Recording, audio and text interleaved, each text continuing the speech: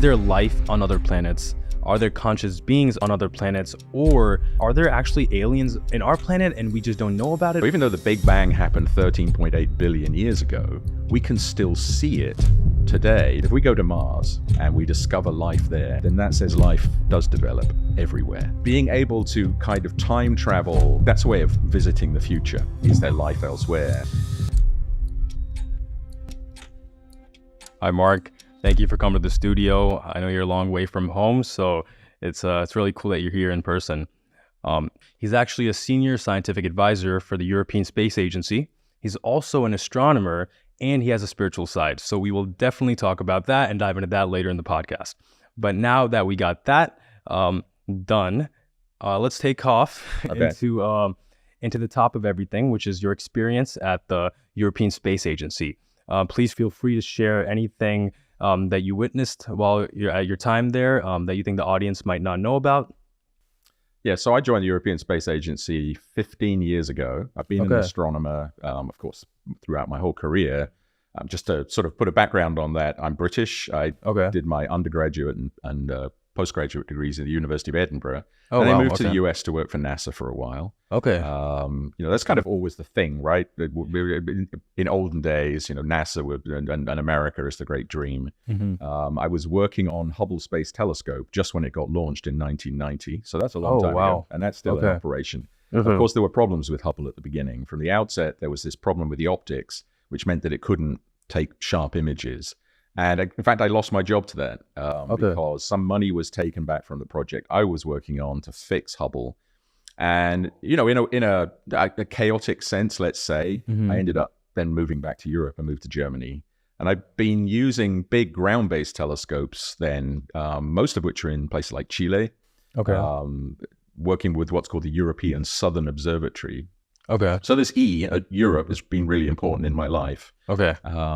And then moved to the UK, went back for a while, and got offered this job, or applied for the job, got offered the job at the European Space Agency. And space is the place to be for certain kinds of astronomy, for sure. But the project I was involved with already at that point is a thing called the James Webb Space Telescope. That's what's on the logo here on the shirt. I had been involved in that for almost 10 years already, I think, at that point. Then the opportunity came to move to ESA, stay involved in the project, but then have a broad view over many other projects. And, there's so many different missions that we fly in collaboration with NASA and with Japan and other partners around the world. But probably the one, even though we'll come to it, I'm sure, talking about James Webb Space Telescope, which is the one I started on, the one which probably emotionally means the most to me, and therefore that kind of comes in a sense to connectedness and spirituality, if you like, is the mission called Rosetta. And Rosetta is now at its 10th anniversary of the thing which it's famous for. It was launched actually 20 years ago in 2004 on a journey towards a comet, comet 67P Churyumov-Gerasimenko, named for the astronomers that discovered it. And the Rosetta mission was going to go to that comet, rendezvous with it, fly around it, and then land on the surface. And that all happened. So the big year for that was 2014. The spacecraft had been asleep for 2.5 years in hibernation out towards Jupiter in the cold of space. It had to wake up so it was going to rendezvous with the comet later that year. And had to wake up, come back to life. And there was this really exciting moment in January 2014 where everybody's thinking, will it, won't it? And the tension in the room when we were waiting to get that signal back, because we weren't commanding it. We won't say, wake up. It had to wake itself up on an alarm clock. So there was that real tension. And then that all happened, and then kind of flood of interest in the mission awoke. And we did so many things that year to work with people to publicize the mission, but also share the science. We got to August, rendezvoused, saw this comet for the first time. November, landed on it. And just before I arrived, I've been talking to the person, Elsa Montagnon, the night of the landing on the comet. She was the one who said, we go. We've just been discussing the 10th anniversary this year. And thinking about that coming here and knowing what we were going to be talking about really made me reflect on the fact that it's human beings that make space missions work, right? Yeah. It's teams of people that come together. Sure, there's a metal box out there somewhere in space, but it wouldn't be there if we didn't decide to do it. It wouldn't be there if we didn't think it was worth dedicating a big fraction of our lives to. Definitely. And it wouldn't be worth doing if everybody else didn't get something from it as well. Yeah, so, that makes sense. So there's been lots of great moments in my time with ESA, but that one, working on Rosetta in 2014 until 2016, well, it just still makes me sort of well up even thinking about it. Wow, no, that's amazing. Now that you were talking about that humans make a lot of the space missions work, in regards to that, nowadays we have AI, right? We have, ChatGPT, of course, but then so many companies are working on incorporating AI into different kind of different machines, different projects, and all that. What do you think is the risk of AI in regards to, like, will it replace human beings? And especially in regards to space missions, as you were talking about how humans make it work, is there any universe in where maybe astronauts won't be needed anymore? Or like you have self-driving cars, will there be self kind of flying, rockets and stuff? Or well, from that sense, of course, most of the things we do actually are robotic. Okay. The Rosetta mission didn't have an astronaut sitting on top of it. Okay. And since the Apollo missions of the late 60s, early 70s, no astronaut has been beyond low Earth orbit. Now, of course, now with the Artemis missions going back to the moon, NASA and the European Space Agency and Canada humans will go back to the moon again fairly soon. But everything else you do is robotic. And that, in some ways, is partly because these missions may take a long time. You can't send a human all the way out to Jupiter and back, for example. We just launched a new satellite towards Jupiter April last year, and that's not going to get there until 2031. So that kind of is a long journey. Yeah. So that's hard. And there are also places which would be much too dangerous for astronauts to go. So we have a mission called Solar Orbiter, which is going, is on a trajectory which takes it periodically very close to the sun, and then it loops back out again. Okay. And if you were a human on board that, well, you would be kind of toast. So it's not a good place for humans to go. So this synergy between human missions and robotic missions has been around forever. There's nothing new about that for us. The question is, what does a human put into the loop? Where does a human add something? And is that part where the human is that replaceable by AI? And there's, interesting questions there. So for example, if you send an astronaut down to the surface of the moon, or onto the surface of Mars, let's say in the future, if they're a trained geologist, are they going to be better able to spot the one rock out of the 3,000, which is the weird one? Yeah. Okay, because they've had years of training. We're all very good at pattern recognition. You can spot that one thing. And we've tried to run demonstrations where you try to get robots to do that and autonomously find the interesting rock amongst many.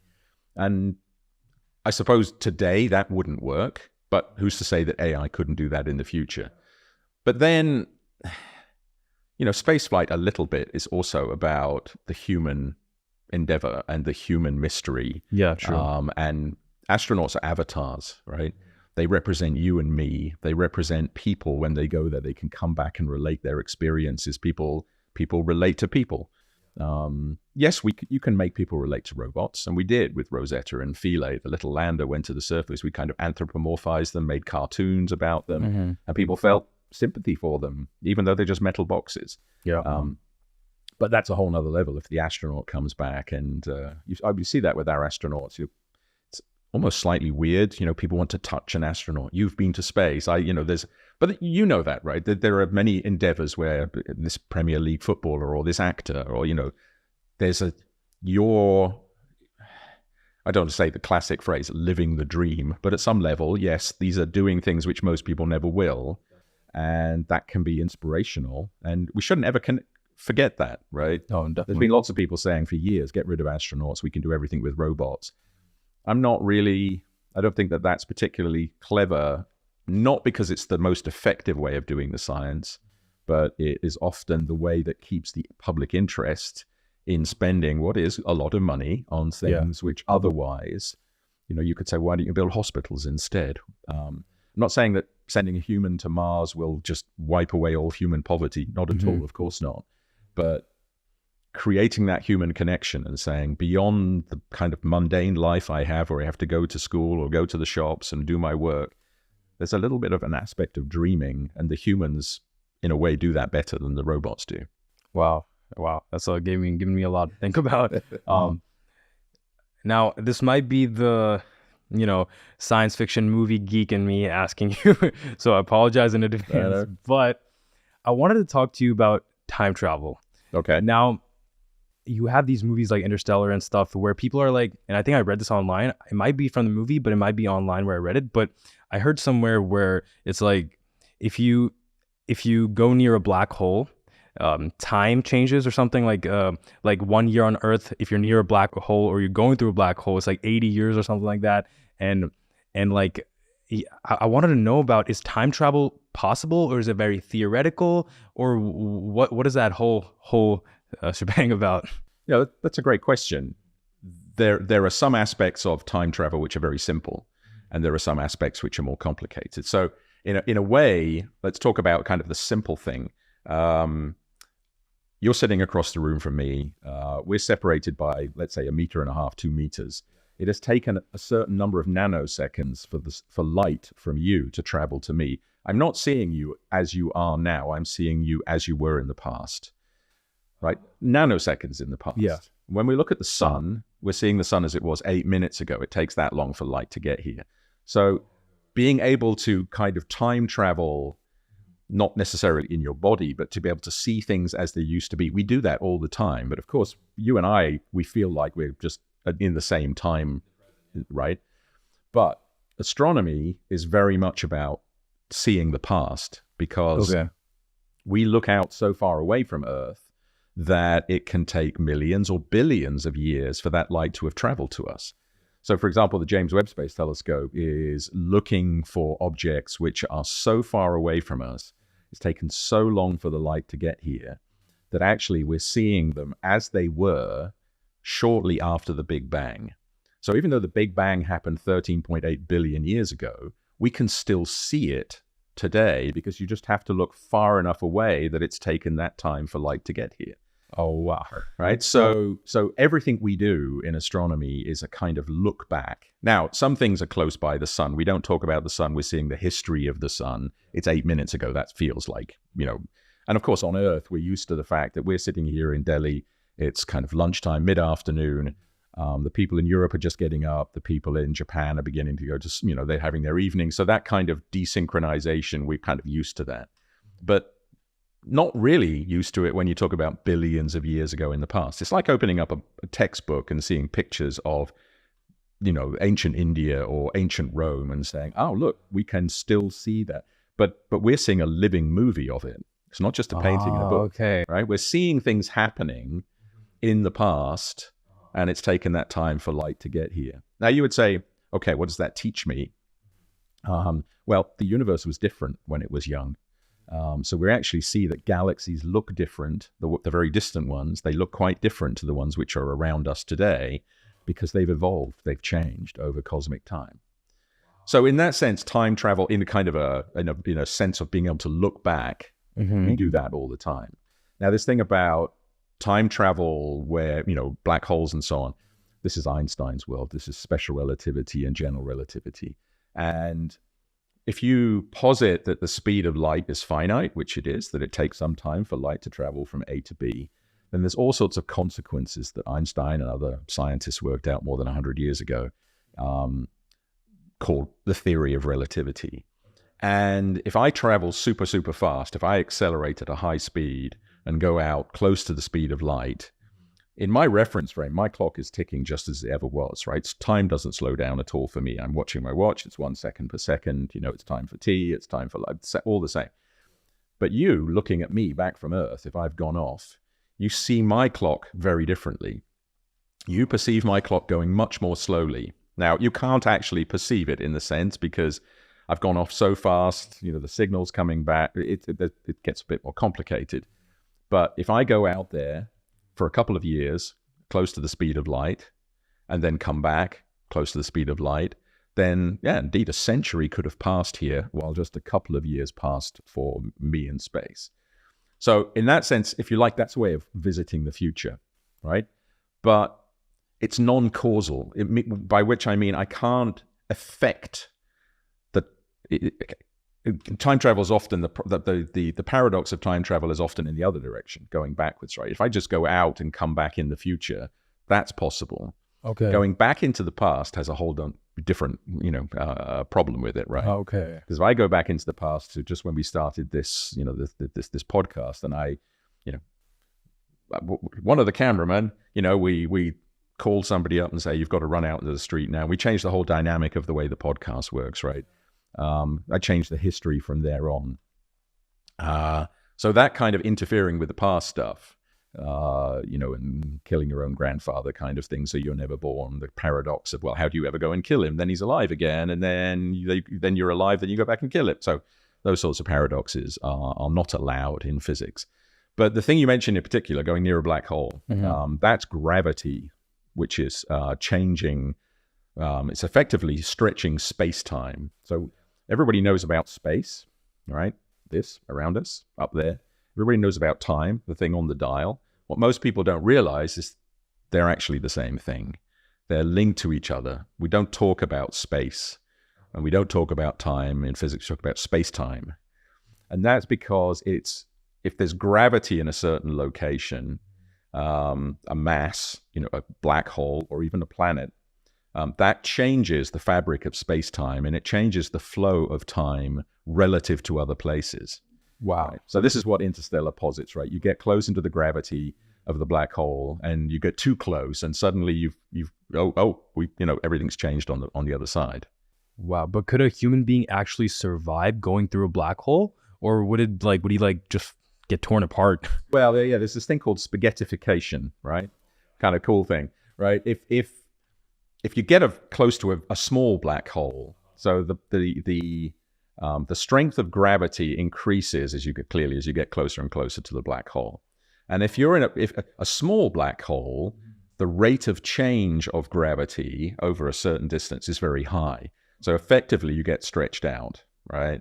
It's kind of like a Willy Wonka thing, right? Where you've eaten the wrong sweetie and it stretches you out into this gummy band, right? And that, of course, disrupts all your molecules. That's not, you don't come out of that looking so good. But here's the weird thing. If you get close to a supermassive black hole, so even bigger, the radius over which the gravity changes there is much larger. Mm-hmm. And you don't get spaghettified in the same way. So you can actually, in principle, survive a fall into a very big black hole, which is what happens in Interstellar.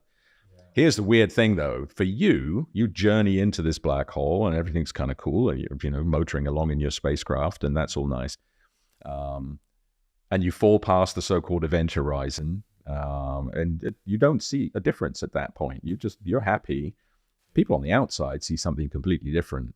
As you move towards the event horizon, everything seems to slow down and slow down and slow down from their perspective, to the point you never actually cross that limit. You never actually cross that line. You're stuck on it forever from their perspective. And so that asynchronization between how space and time work locally and in a relative sense to each other is actually, it's real.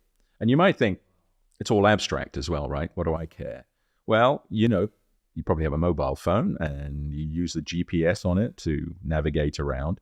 The GPS is the American system, Galileo, the European. Now, these satellites in orbit, they have very accurate clocks on them. So these clocks, essentially, by sending time signals backwards and forwards to your phone, and from three or more of these satellites simultaneously, the time differences help you work out where you are, right?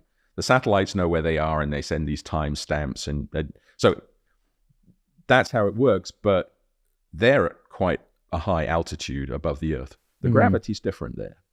Okay. And that means they're actually in a different time frame. And they have to correct for that. They actually actively have to correct. Knowing general relativity, they have to correct the timestamps they send out for where they are in Earth's gravitational field, because we're in a different part of it. Yeah. So if general relativity didn't work and you didn't put those corrections in, you'd crash into every second building or drive off the bridge because you would just be in the wrong place. So it does have very practical implications in real life. Wow. And a few minutes ago, you were talking about astronomy, right? Now, and you also told me that you have a spiritual side as well. So in your mind, is there any like connection between astronomy and spirituality at all? Yes. Now, we have to be clear about what we define as spirituality. I'm not talking about religion here. I'm not a religious person at all. I don't follow any particular set of creeds or any sort of rules on how to run my life. I don't believe in an afterlife. For me personally, I'm an atheist. None of that aspect, the kind of classical religious aspects exist. But I think there is if we define spirituality very broadly, I would say there definitely is a spiritual aspect to the fact that we, you, I, everybody else here, everybody watching, we're just collections of molecules. Those molecules have come together to make a conscious being. And that conscious being all of a sudden then starts asking questions, where am I from? Where am I going? What's my purpose in life? Religion can provide an answer or a framework for seeking answers, but science does as well, because what's remarkable about many of those molecules is that over the last 100 years, the molecules in our brains have been clever enough to figure out where those molecules came from. And many of them came from inside stars. Okay. So when the universe started 13.8 billion years ago, there was hydrogen and helium. Basically, those were the only atoms kicking around, the only elements. All the stuff, or a lot of course, we do have hydrogen in our bodies that's in the water, H2O. So there's still quite a lot of material left over from the Big Bang in our bodies. It hasn't changed. It's always been like that. But we also have carbon, nitrogen, oxygen, potassium, and bits and pieces, iron.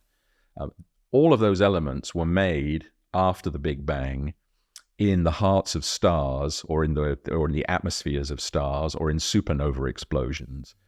You needed to make one generation of stars first for them to blow up or to die, to belch out winds, put that material back into space, and then process again. Cosmic recycling, we call it. And over time, you develop the elements we have in our bodies. And so to know that you're made of dead stars or stuff left over from the Big Bang, but which has become conscious, and which can actually understand that and ask questions about that, that seems to me quite spiritual, because, I view myself as a temporary assembly of molecules and atoms left over from the universe. True. Here for a short time. I don't believe that anything happens after me. You might die, but your body doesn't, in the sense that the molecules go back again, right?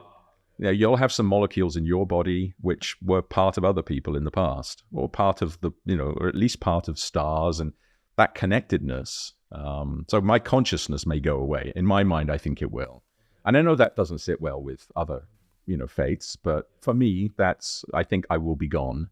Okay. But this stuff, well, it may become part of something else. And that, it doesn't give me kind of the relief that I will continue on, which many faiths look for. But, I don't particularly feel bad about that personally. Now that we're talking about the physical form in the body, what are your thoughts on cryogenics? Because these days you're seeing I think I saw a documentary, and it was showing videos of all these people just freezing their bodies in hopes that maybe decades later or centuries later they could, I guess, lack for better words, defrost their bodies, and because by that time maybe there's some technological advancements and they can cure their whatever physical diseases they had. Do you think that's possible? Do you think it's logical to do that? What are your thoughts on that? Well, I think those are very different questions. I think it's probably possible. Is it happening now? There are quite a few people who've already frozen their bodies. Were they frozen with a correct protocol to avoid splitting all the water in the cells, right? I mean, that if you put food in the freezer, certain vegetables don't come out tasting very good, right? You know that some things freeze well, some things don't. And of course, that's been studied over the years. People have looked at how slowly to freeze humans. It all sounds very, sci-fi and gory, but it's been done. And there are bodies in liquid nitrogen around the world. Do we know that we've mastered those techniques yet? And do we know how to bring them back? And will their consciousness be there? We sort of know that, you know, people can die briefly. People can be super chilled by falling into icy lake and then come back alive again, you know, hours later if they're kind of defrosted, and they're still the same person, right? So the brain maintains some memory. Do we know that that will happen if you put somebody in liquid nitrogen for, I mean, because we've never tested it, right? It's not a very ethical test. We've done the first bit, put somebody in, but we haven't woken anybody up because they don't want to be woken up until we've figured out the cure for whatever, right? Yeah. So I, you know, the technical aspect of deep freezing people may be conquerable, right? I mean, you can do tests on small animals, and there are even much smaller animals called tardigrades, for example. They're called, they often have the nickname water bears. They're tiny little millimeter scale things, and they live in water. They're everywhere. There's nothing unusual about them, but they look like kind of, you know, grizzly bears. Yeah. Blown up. They can completely desiccate themselves when they can survive in space. They can go into orbit outside the spacecraft, and they have a way of adapting to that circumstance, which then they can come back alive if you sprinkle some water on them afterwards. Now, we can't ask them whether they remember their favorite color, right? There's no way of, they're a bunch of programmed cells. They're not quite the same as having a consciousness necessarily. Now, the other question is it something we should do? The ethical side of it, yeah. Yeah, of course, anybody can make an individual choice for themselves, but this is often sold as, there's the extension of this, which is, wouldn't it be great if everybody could live longer? You know, we're all very sad, quite rightly, right, when loved ones and family and that they die. And, you know, my brother died before Christmas, and and you know, he knew it was coming, we knew it was coming, but it doesn't take away from that pain of the memory, right? And you know, whether it's a job or anything, like, because we know there's going to be an end, we kind of value our life. I think when I was like a couple years ago, I was obsessed with like these vampire shows, and like you see like these vampires who are like immortal, and they've been on the planet for like thousands of years, and they're like that after a certain amount of time, you just stop valuing life as a whole. And that got me thinking, I'm like, you know what? That kind of makes sense. Cause like, if 1,000 years, 2,000 years, like how many partners are you going to have? How many like people, like, unless like everybody's immortal, like at one point things you get used to stuff, you know? Yeah. So I agree. There's this whole spiritual thing between life and death that kind of puts our whole journey on this earth together. Yeah. And I think, of course, accepting that is part of that journey. Yeah. And it's something which doesn't come easy, right? No, I mean, definitely not. You and I are sitting here kind of thinking, well, you know, yeah, that's an abstract thing, right? It's not going to happen. Well, knowing that it is, there's a kind of cognitive dissonance about that. We can talk about it, but we haven't quite yet accepted it. Now, of course, I'm a bit older than you, and I've seen people around me pass away and had to deal with that. And of course, then that brings your own mortality into mind. Yeah. But it's an interesting aspect of life as well. Of course, you know, children they shouldn't be surrounded by morbidity. They should think about what's possible for them, what they can enjoy, what they can achieve, how they can make sense out of this life. And when that comes in later, and for some people it comes young, some people it comes, you know, some people try to deny it as long as possible. Yeah. And our modern society has made that possible in many ways, right? Not only in a kind of, you know, the ultimate end games like cryonics or genome alteration, but just, you know, I can go and buy genes and nobody cares if I'm 55 or 112 and I'm still looking like I'm a teenager, right? Yeah. There's this idea that we sell this business of eternal youth in our modern culture. You only have to look back mid 20th century. I mean, I say it like it's a historical period. I actually lived through some of that, but the world was very different, right? Adults became adults, and adults took on responsibilities, and they dressed differently. They didn't act like teenagers. I'm on social media, you know, you're on social media, you know, age sort of disappears at some level there. It's a place for, I find it vaguely embarrassing when 55-year-olds act like they're teenagers. Yeah. No, but our culture is built around that. And I think that acceptance of the life and death cycle has probably, it's kind of been pushed off as if there is a fountain of youth just over the horizon. And we will, if only we try a bit harder, we will find, as you said, if everybody's going to be immortal, then why not? Well, that has its own baggage as well, right? Surely having children and bringing new people into the world is a very fundamental part of who we are. Yeah. Clearly, biologically it is, but even philosophically it is, right? Passing information on, ensuring some kind of legacy. But if we're all going to live forever, then we have to stop having children, because how can we add all those people? Oh yeah, true. You and me having the same podcast for the next 1,000 years. Is that going to be interesting? And I'm ready for that. I am ready for that. Let's make that happen. That's a good option for me. And I liked how you talked about that. That if we're going to be on this planet for so long, like what's going to happen, right? Now that makes me wonder that, are we the only ones on this planet? Like, again, this might be coming from my own curiosity after watching so many science fiction movies and stuff, but like, I feel like a lot of people have this question where, like, is there life on other planets? Are there conscious beings on other planets? Or are there actually aliens in our planet and we just don't know about it? Or maybe is the government kind of like classifying it and does not want us to know about it? What's your take on that? I would say from the outset, you obviously don't have a cat, because if you did have a cat, you would know that there are aliens on this planet already, and they are the cats.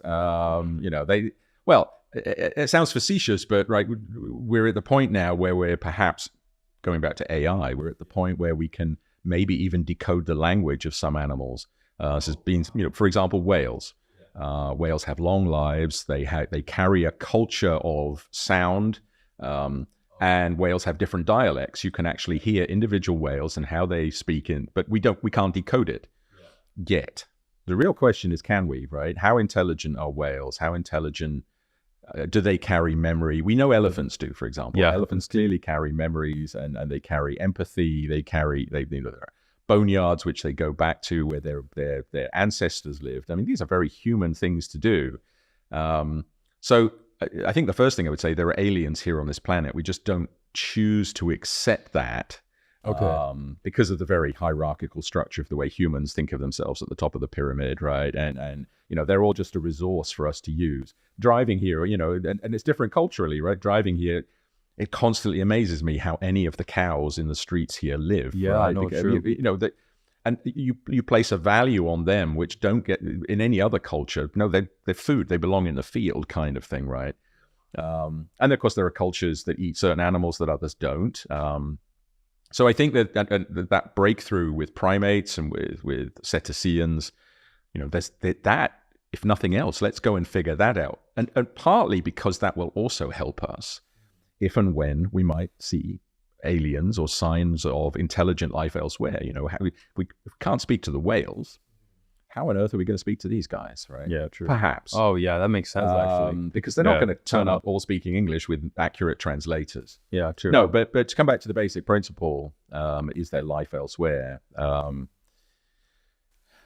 This is a discussion, of course, that we talk about in very public terms, in the sense of people. This is a question people are very interested in. There's a whole technical side of trying to work out how you might go and find this signs of life elsewhere. But very basically, there's vast numbers of stars. There's 200 billion stars in our own Milky Way, and there are trillions of galaxies, each with similar numbers of stars. So the number of stars in the universe is unimaginably vast. And for us to think that we're the only planet at a certain location from the star, that the energy allows to have liquid water, and we've got evolution in a stable state over billions of years, that just doesn't seem plausible, right? It seems as though that uniqueness argument for life on Earth being the only life in the universe seems very unlikely. It's a whole different question, though. And to be clear, we have not discovered it, but we are on the verge, maybe in the next 10, 20 years, of being able to find signs of life. You might not, unless you go to a planet and you start digging up microbes, which we can do in our own solar system. We can go to Mars, for example, and we have missions which are going there to dig the soil up and look underground. But at a remote distance, we can look at the atmospheres of other planets. We now know of more than 5,500 planets going around other stars. We know that if we extrapolate from the things we've looked at, they're everywhere. There are planets everywhere. We can measure their atmospheres. We can see oxygen and carbon dioxide, sulfur dioxide, all sorts of stuff. Some planets are really inhospitable. There's no way we would not survive there for sure. But we will, and we are on the cusp of finding planets which are very like Earth. Now, if in those atmospheres you also see things which in a way require life, so certain elements of our atmosphere would not be the same if it wasn't for life on this planet. It's a non-equilibrium chemistry, we would call it, that takes place to do with the cycle of us breathing in oxygen, breathing out CO2, plants taking CO2 in, turning it back to oxygen. If we and plants didn't exist, Earth's atmosphere wouldn't be the same. It's not just that we use the atmosphere, we create it as well. Yeah. So if you look for that in other planets and other atmospheres and say, whoa, hey, that's strange. There's a kind of a mix here which could not be, we think, without life. That would be the kind of tracer that you would find. Now, intelligent life, something else entirely, right? We have no evidence for it, and nobody will believe him if I say this, but I speak as a member of the European Space Agency. We are not hiding any evidence of aliens. And I can speak for my colleagues at NASA. Of course, you will say, no, you can't because the Pentagon's involved. Scientists are the biggest talkers in the world. We love to talk about what we do. That's why I came here. I was very happy when you invited me to come on the show because I thought, hey, this is good. Let's talk about what we do. We couldn't keep a secret if we tried, right? I mean, we're just not that kind of people. Now, maybe the military, but even then, right? There's so many people in different positions. How would you keep that a secret? So, again, by definition, the conspiracy theorists won't believe that because it's like, oh, you would say that. What can I do, right? But then that raises the question, if we haven't seen it here, if it's not here, and we're not hearing radio signals from elsewhere, and we're broadcasting radio signals out into the universe, they can be detected by others. So far, we've only created a bubble of radio signals around ourselves, about, 100, plus or minus a century in size, because we've only been broadcasting radio signals for that long. So all stars within 100 light years of us, light travels, 1 light year per year, that they could have heard us by now, right? If they have an advanced technological civilization with big radio telescopes, the signals get fainter and fainter, of course, as you go further away.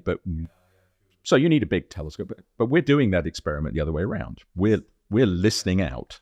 Yeah, didn't Stephen Hawking do something like that? I think he threw some sort of party or something, and he sent out a message or something through time or something like that. Yeah, he said he held a party and he sent an invitation. He said can't remember how he did it. He held a party and then the next day he sent out the invitations. And then he said if there are any time travelers, they would have received that message. They would have come back and they would have come to the party. The fact that nobody was at the party, it's something like that. I mean, he did something interesting as well, which brings to an experience that I had specifically. He was concerned. Let's go back. One of the possible explanations for what's called the Fermi Paradox, Enrico Fermi postulated, look, if life can form in many places and there's a chance of advanced technological civilizations, where are they? Why aren't we hearing from them? Right? Why do we seem not to be able to detect them? And there are many stories, thoughts about the Fermi Paradox. One of them is the so-called dark forest theory, famously written into the books recently by Qijin Liu, the three-body problem, which has been made into TV series. There's already, I think, a Chinese one. Now there's a Netflix one coming. Oh, I heard that. One of my friends who were from China, they were auditioning for that show. Yeah. It's a great trilogy of books. It's well worth reading. But kind of a central tenet of the book is the dark forest theory. And the idea there is that if there are advanced technological civilizations out there, then because technology changes so rapidly, I mean, look at us over the last 200 or 300 years alone, right? From having killing people with swords to killing people with nuclear weapons. I mean, over a very tiny time, cosmically, technology advances rapidly. So the chances of us being at just the same level as the aliens that come is they're either going to be super superior to us because they're millions of years ahead, or we're the ones, we go to Mars and we see microbes, right? So that desynchronization suggests that you need to be very careful about broadcasting and telling people that you're here, because most civilizations out there, if they exist, they might be kind of benign, and they might, oh, welcome to the club, old boy, right? Science fiction stuff. 1 in 100, or maybe more or less, and you only have to look at Earth to figure this out in the human race. 1 in 100 will be aggressive and say, squash you like a bug. Oh yeah, I was gonna ask that. Like, if aliens do contact us, do you think they'll be like doing it just so they can invade us, or would they be doing it just to make a relationship? Yeah. Well, the dark forest theory would say that it doesn't matter, even if it's only 1%, that's still going to be lots of civilizations. They will come and squash you like a bug. And the reason for that is that because the rate of growth of technology might be different for different civilizations, there'll come a time when you're superior to them and they'll squash you like a bug. So the two tenets of dark forest theory are, firstly, hide, don't tell people you're here. And 2, if you find another civilization, kill it. So it's incredibly dystopian. But that brings me back to Stephen Hawking. Hawking talked about this, there's nothing new about this idea. He said, we're being dumb, we're broadcasting signals out into space, so we should think about what we're doing here. It was an intellectual statement, right?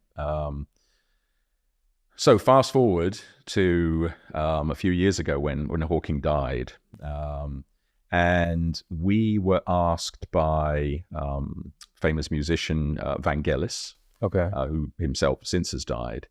We had worked with Vangelis on the Rosetta mission, which I was talking earlier on. Wow. He wrote music for that mission, and it was a privilege to meet him and be in his studio. And Blade Runner, Chariots of Fire, this is the man, right? Wow. So we worked with Vangelis, and he contacted us and said he was so inspired by Hawking and the work that he had done. He wanted to he had put a piece of music together with Hawking's voice and music, and he asked for it. He had donated this to the Hawking family, and it was actually played at what was called the interment of Hawking, when Hawking's body was placed in Westminster Abbey in London. Oh, okay. And Vangelis, in a broad sense, said, what can you do with this from the European Space Agency because of Hawking's connection with space research? So we said, we can beam this message into space. And, so that Hawking's voice and the music would go on out into space. But we were very conscious of the fact that Hawking had spoken about this business of don't send messages into space, right? So I contacted his daughter, Lucy Hawking, and we talked to her about what she felt he had meant by that.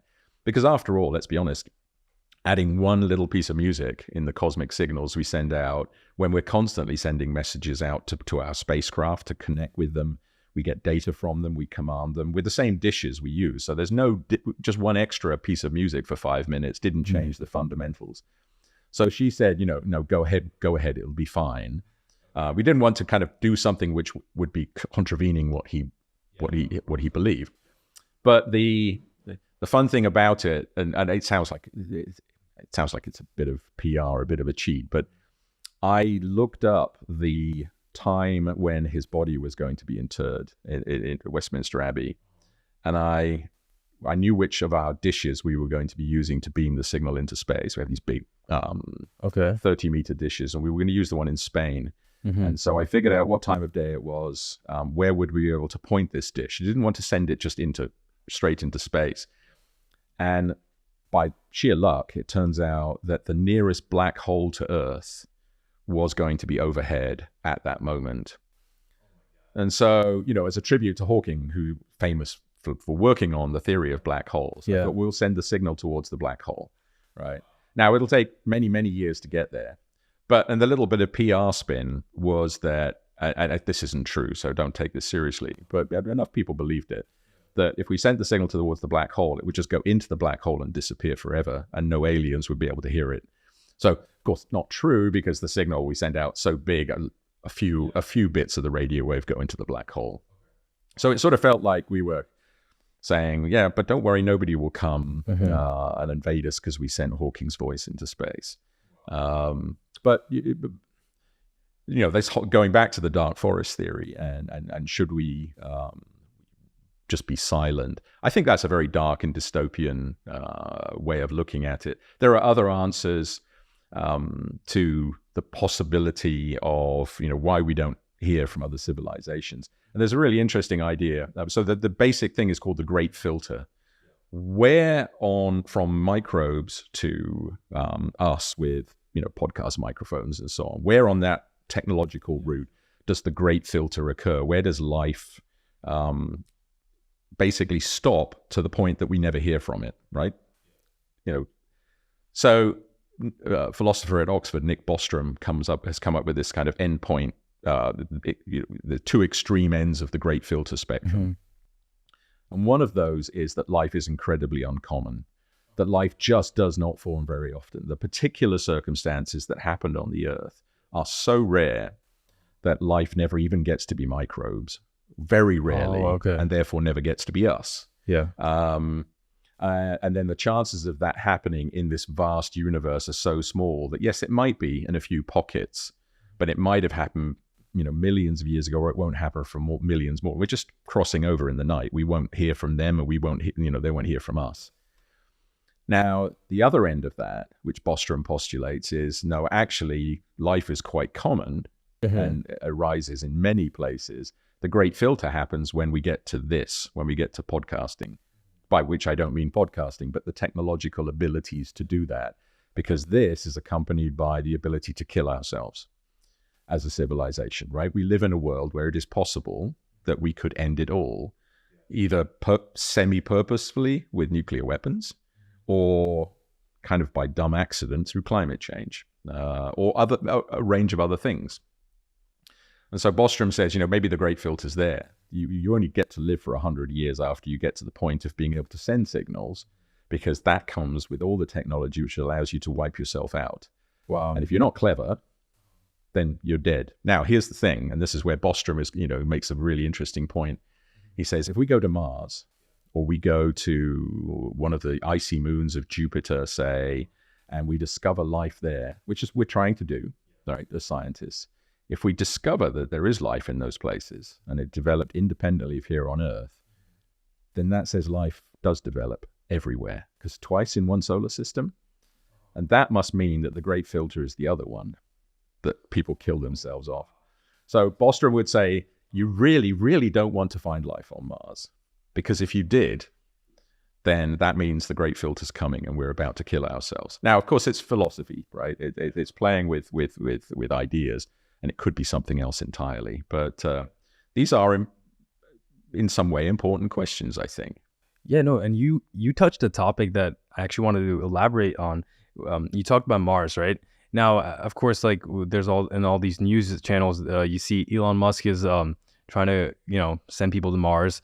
Now, my question in regards to that is, what do you think it's more about humans inhabiting another planet, and is it more commercial? Like, do you think it's going to be more like people are going to go there, like, really rich or wealthy people are going to go there for a vacation and stuff? Is it more on that end, or is it more like to save resources on the Earth? We're trying to expand where we live. And do you think it's logical even to think about moving and kind of creating society in other planets like Mars? Or yeah, so those are motivations, of course. I mean, the motivation for low Earth orbit space travel with Virgin Galactic or with SpaceX, going up and then having bragging rights when you come back to the golf club, right? It's a little bit like the endless queues of people going up Everest. You pay enough money, you can get dragged up Everest. I mean, there's still a chance you'll die, so there is a risk. Same as sitting on a rocket, there's a chance you'll die. People are willing to take that risk effectively for bragging rights. Now, sure, I would love to climb Mount Everest, right? It would be cool. But that way, where there's these long lines of people who move one step every 5 minutes because there's such a queue of people, that can't be a spiritual thing, right? So that space tourism, I think, for low Earth orbit is a real market for people who have lots and lots of money, and that will increase. Mm-hmm. Making a commitment to going to Mars, a 9-month journey one way, and then waiting on the surface for 18 months and coming back. That's that's a commitment. But the rationale which people in this domain cite is making the human species multiplanetary is often posited as an insurance policy. It's suggesting that, yes, we may screw this Earth up. We also might get hit by a large asteroid, as killed the dinosaurs 65 million years ago. There are other things like the supervolcano. I mean, asteroids we might be able to detect in advance, and we are doing this. We have a mission going either later this year or next year called Hera. Hera's going to an asteroid. It was visited by NASA's DART mission a couple of years ago.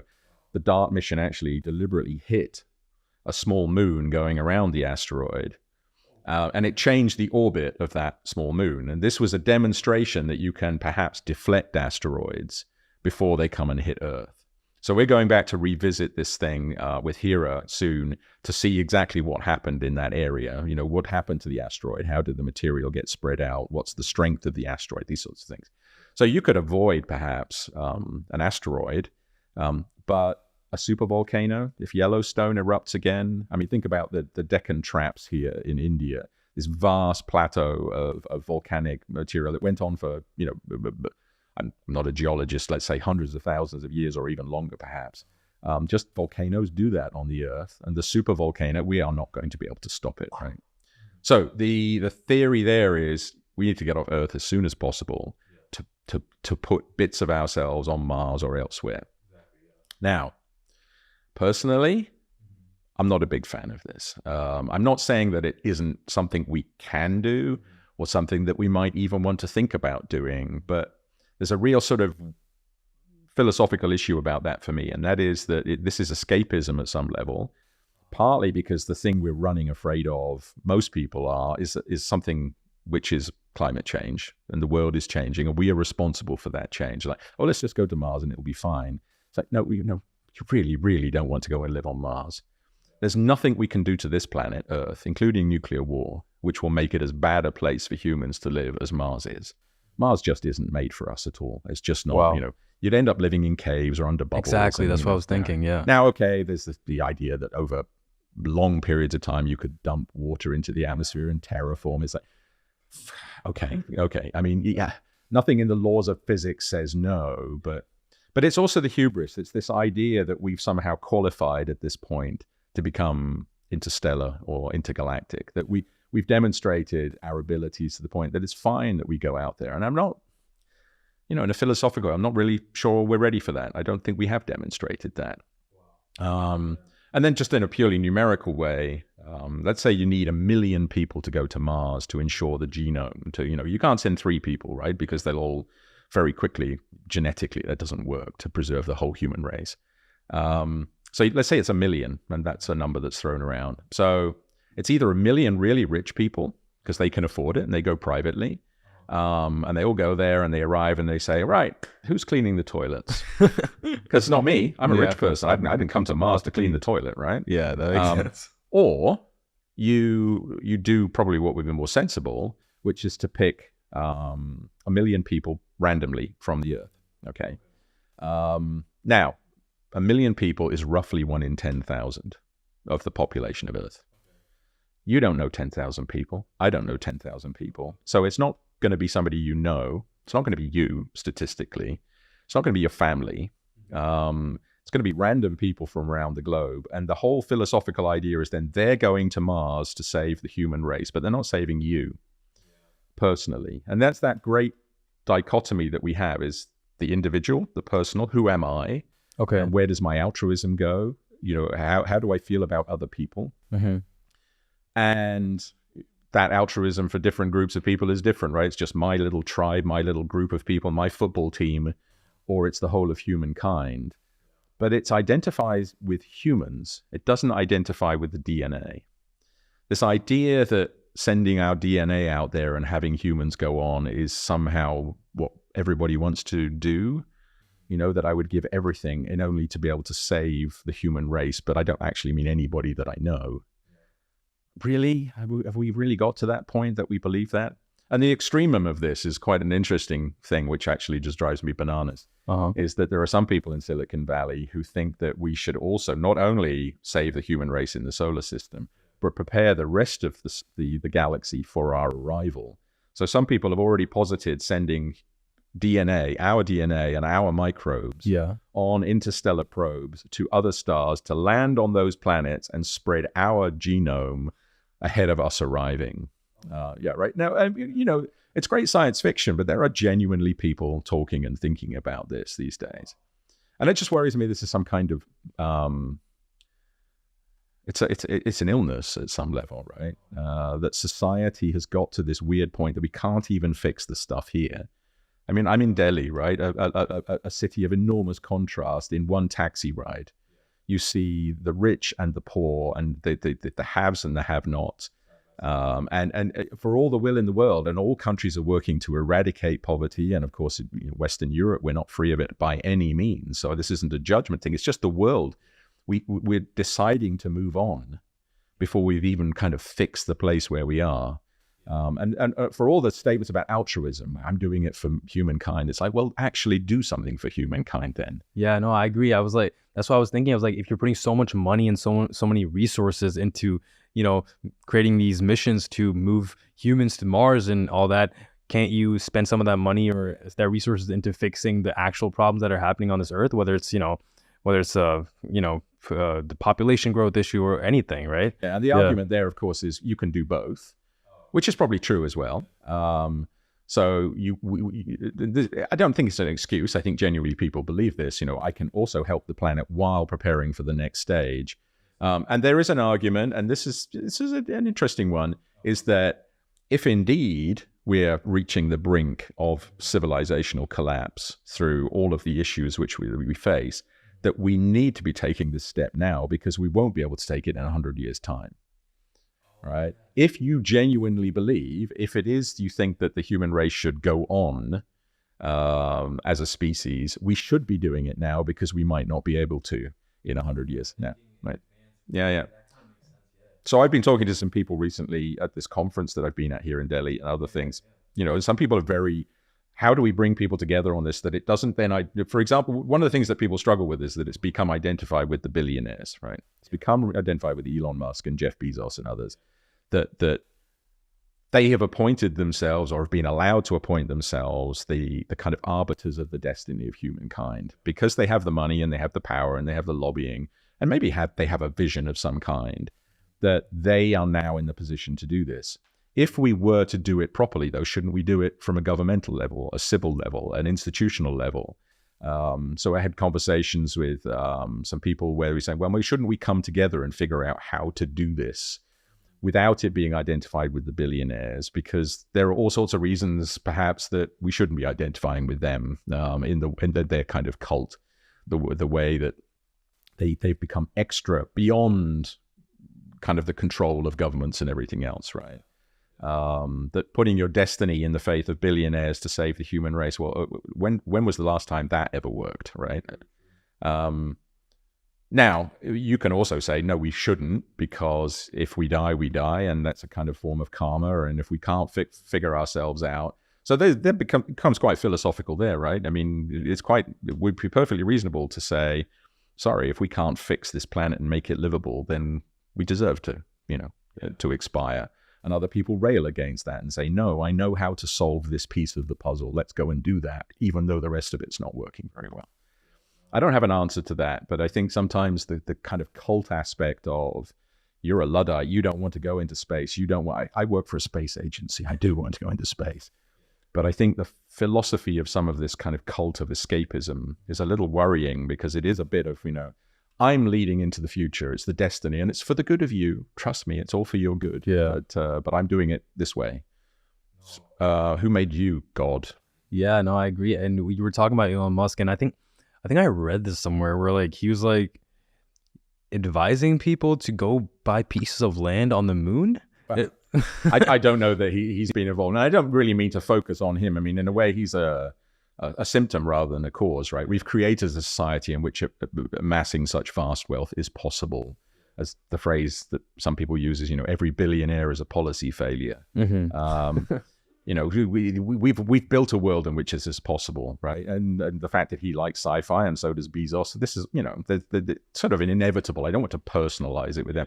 And I know if I do, I'll have, the fanboys come and attack me. So, it wouldn't be the first time. But yeah, I think the fact that we're in this particular position is a symptom of the way the world is. There's kind of a febrile end of the Roman Empire kind of sense about it a little bit. And it's like it's become a bit of a free-for-all. And institutions have become distrusted. And that's been weaponized at some level, right? By populist politicians coming in and saying, don't trust the elite, don't trust government, don't trust hierarchy, don't trust, I will save you, me personally, my view. And we see that in Western Europe, we see that in North America, we see that around the world, that populism as a way of garnering support, but also creating division, pulling people apart to say, it's not my fault, it's not your fault that things aren't working, it's their fault, right?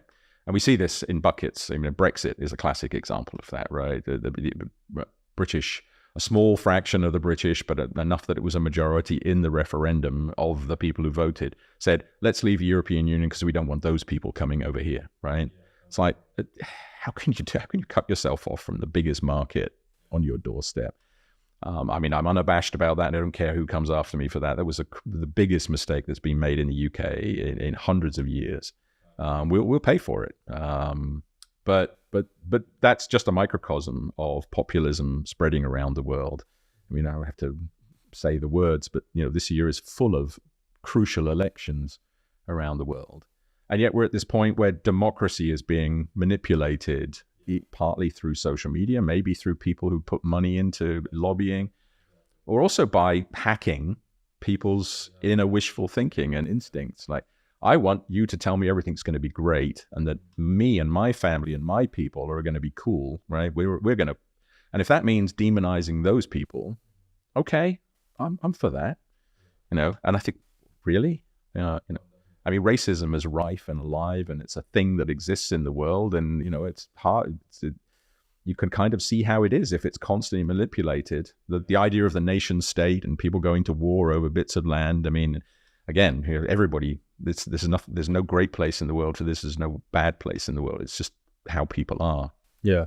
And yet, the challenges which face us will only be solved by us all working together. So there's the dichotomy.